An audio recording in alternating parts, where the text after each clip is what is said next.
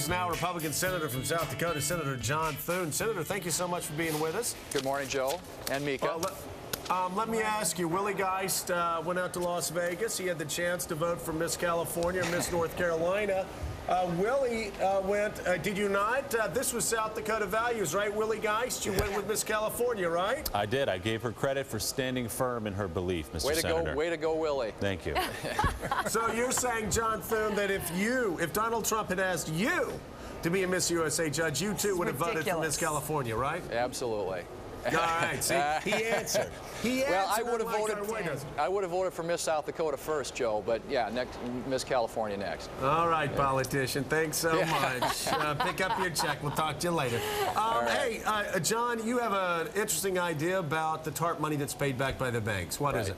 Well, we're just concerned, Joe, that when these banks start paying back the monies, and some are, and in fact, we've got banks who want to pay back the monies, and right now are being told that the Treasury has no way of receiving funds that the banks want to repay. But when they are paid back, ensuring that they don't go into some discretionary slush fund that can be used to pay for other government programs here in Washington, that it actually go directly to debt reduction.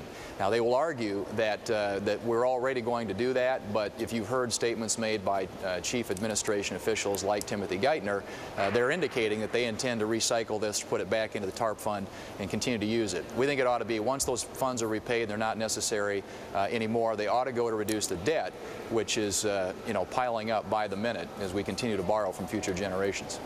Yeah, but how long is it going to take for that money to be, there's no way for them to pay back right now, did you say? There's no actual physical transaction? Ironically, we have banks who want to give the money back because they don't like the strings that are attached, the restrictions that have been applied, and have been told by the Treasury that they can't return the money. So we're hoping that's going to be fixed. But when it is fixed and they can pay the money back, we think it ought to be directed to debt reduction. Chuck Todd. But Senator Thune, what's wrong? You know, I've heard this argument that, banks want to pay it back because they don't like the strings, but the government's like, you know what, you're not as capitalized yet as you're trying to make it out to be because you don't like the strings. But isn't that what taxpayers wanted, is saying, look, we're going to help these banks, but by gosh, there's going to be real strings this time, and you guys aren't going to be able to run wild. Isn't that a healthy thing that there are strings attached to this money? Well, I think you can argue, and probably rightly so, that there needs to be there's got to be oversight, Chuck, you know that. There have to be some certain conditions. But I think that banks that have healthy balance sheets took the money, in some cases, felt sort of pressured to do it, want to give it back, because I've talked to a bank, for example, who says we're losing executives to other banks because we can't compete with these executive compensation limits and the bonus limits and those sorts of things. So there are banks, I think, who have healthy balance sheets that are well capitalized, that want to give the money back and are being told that they can't. All right, but you used a phrase there that I think that a lot of people will dispute. A healthy balance sheet versus actually having enough capital to do proper lending at a rate that isn't where interest rates seem to be fair, that people feel like that they're getting the same deal, where you get these banks that are borrowing money from the Fed right now at less than 1%. Are they passing that savings along? So do you really believe these banks have reporting a healthy balance sheet because they get to do some accounting tricks, but do we really feel comfortable that they have real capital to do the real lending at an interest rate that seems reasonable for small business? Well, all banks have to maintain loan loss reserves. They have capital ratios they have to meet, and the regulators are going to ensure that. So if they have satisfactory levels of capital and they want to pay back the funds, it seems to me they ought to have that option available to them.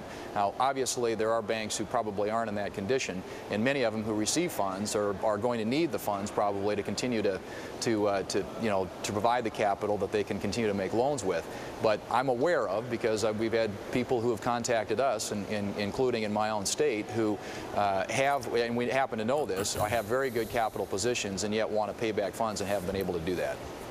John, let's go to the scourge of Khalid Sheikh Mohammed. I speak, of course, of Patrick J. Buchanan. Pat.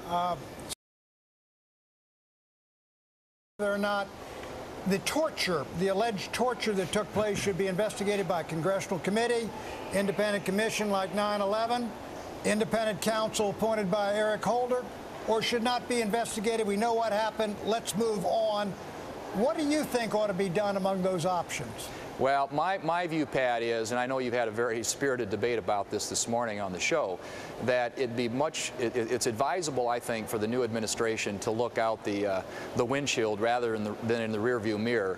And there are so many challenges that we face out there. You mentioned earlier this morning the Taliban's closing in on Islamabad. Every day that goes by, Iran's closer to having a nuclear capability.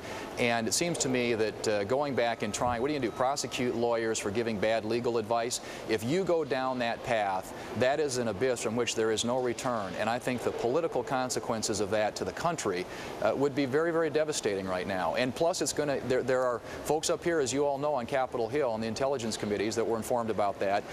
Where does this thing end? And it seems to me, at least, that right now there were legitimate policy differences. We shouldn't criminalize policy differences. And the administration, I think, is well served to look at the challenges and the threats that we face out in front of us rather than looking in the rearview mirror. Yeah, thank you so much, John.